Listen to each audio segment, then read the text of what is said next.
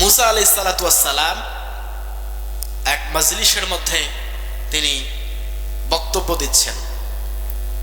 তার উম্মতদেরকে নিয়ে তিনি মুনাজাত করবে আল্লাহ পাকের দরবারে। বৃষ্টি অনেক দিন থেকে হয় না, মাটি ফেটে চৌচির হয়ে আছে, বৃষ্টি হচ্ছে না। আল্লাহর নবী মুসা আলাইহিস সালাতু ওয়াস সালাম তার সমস্ত উম্মতদেরকে নিয়ে একটা জায়গার মধ্যে সমবেত হলেন।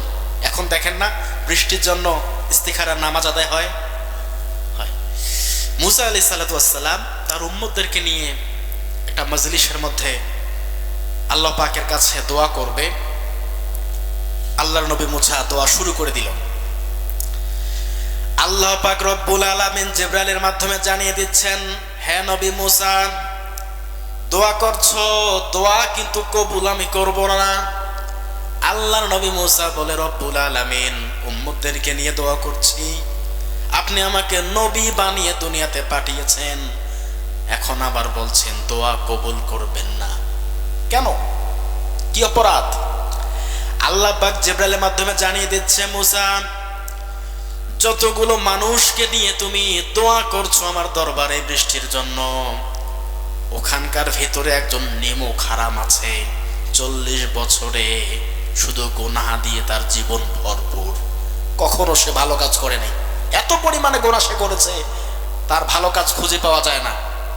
ওই ব্যক্তি যতক্ষণ না পর্যন্ত ওই মজলিস থেকে উঠে না যাবে, আমি আল্লাহ পাক কিন্তু দোয়া কবুল করব না। মুসা আলাইহিস সালাতু ওয়াস সালামের রাগ কম না বেশি? প্রচুর রাগ।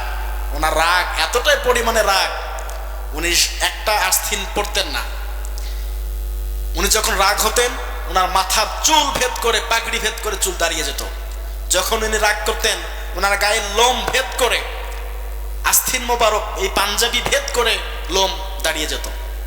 এই জন্য মুসা আলাইহিস সালাতু ওয়াস সালাম 2টা করে কাপড় পরতেন। কয়টা? যখন উনি রাগ হতেন, এই লোম ভেদ হয়ে আসতো কাপড় ভাগ করে।